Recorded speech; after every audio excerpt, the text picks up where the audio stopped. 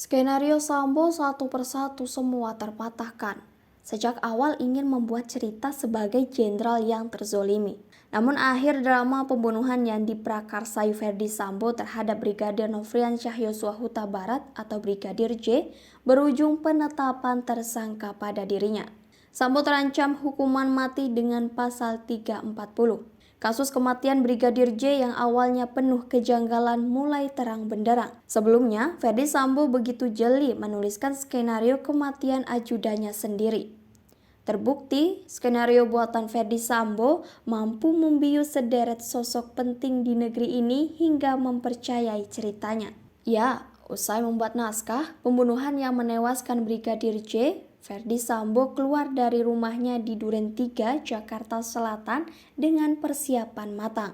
Tega menghabisi nyawa Brigadir J pada 8 Juli 2022, Ferdy Sambo lantas bergerak mendatangi beberapa tokoh kenalannya di tanggal 11 Juli 2022. Di hari itu, Ferdy Sambo mengadukan nasib pilu bohongan hidupnya dan istrinya Putri Chandrawati. Tak cukup hanya bercerita, Ferdy Sambo nyatanya tak ragu mengeluarkan air matanya. Kurang lebih di depan 5 tokoh penting, Ferdy Sambo menangis sejadi-jadinya. Kala itu, Ferdy Sambo mengharap iba atas peristiwa karangan yang dialami istrinya. Belakangan diketahui, air mata buaya Ferdy Sambo itu hanya jadi alat untuk menjebak kenalannya dalam jebakan psikologis. Cerita tersebut disampaikan Menko Polhukam Mahfud MD.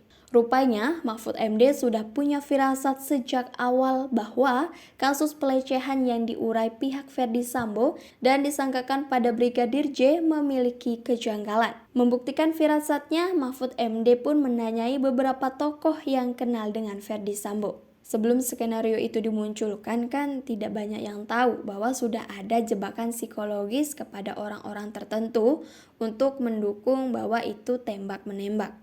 Pungkas Mahfud MD dilansir dari tribunnews.bogor.com dari tayangan YouTube Deddy Corbuzier Sabtu 13 Agustus 2022. Mengurai nama-nama yang sempat dihubungi Ferdy Sambo sesaat setelah Brigadir J dihabisi, Mahfud MD blak-blakan. Ternyata demi melancarkan skenario pembunuhan Brigadir J, Ferdy Sambo sampai mengakui bahwa hidupnya sedang dizolimi seseorang. 1. Kompolnas. Kompolnas itu hari Senin 11 Juli 2022 dipanggil oleh Pak Sambo diundang ke kantornya hanya untuk nangis di depan Kompolnas. Tak cukup satu orang, Ferdy Sambo bergerak dan mendatangi anggota Kompolnas lainnya. Di momen itu, Ferdy Sambo secara konsisten menyampaikan dialog bohongnya.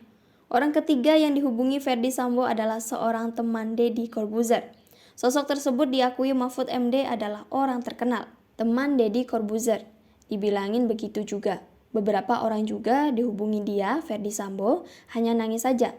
Artinya memang ada suatu pengkondisian bahwa itu dizolimi, istrinya dilecehkan, ungkap Mahfud MD. Selain 3 sosok tersebut, Ferdy Sambo juga mengadukan cerita larangannya itu ke Komnas HAM dan LPSK. Mengetahui hal tersebut, Mahfud MD segera memanggil Kompolnas dan Komnas HAM. Punya dugaan kuat bahwa cerita Ferdy Sambo hanya rekayasa, Mahfud MD lantas memberikan pandangan lain kepada Kompolnas. Firasat yang dirasakan Mahfud MD itu nyatanya benar adanya. Sebab pada Jumat 12 Agustus 2022, Ferdy Sambo akhirnya mengakui bahwa cerita soal pembunuhan Brigadir J hanya rekayasa semata. Pengakuan itu disampaikan Ferdy Sambo saat diinterogasi Komnas HAM. Berstatus sebagai tersangka kasus pembunuhan berencana Brigadir J, Ferdy Sambo jujur. Bukan hanya membuat skenario, Ferdy Sambo mengakui bahwa ia juga merusak TKP pembunuhan Brigadir J. Dalam konteks pelanggaran HAM, aksi perusakan TKP yang dilakukan Ferdy Sambo masuk kategori obstruction of justice atau menghalang-halangi proses penegakan hukum. Lantaran sengaja merusak TKP, Ferdy Sambo bisa dijerat pasal melanggar HAM dalam kasus pembunuhan Brigadir J.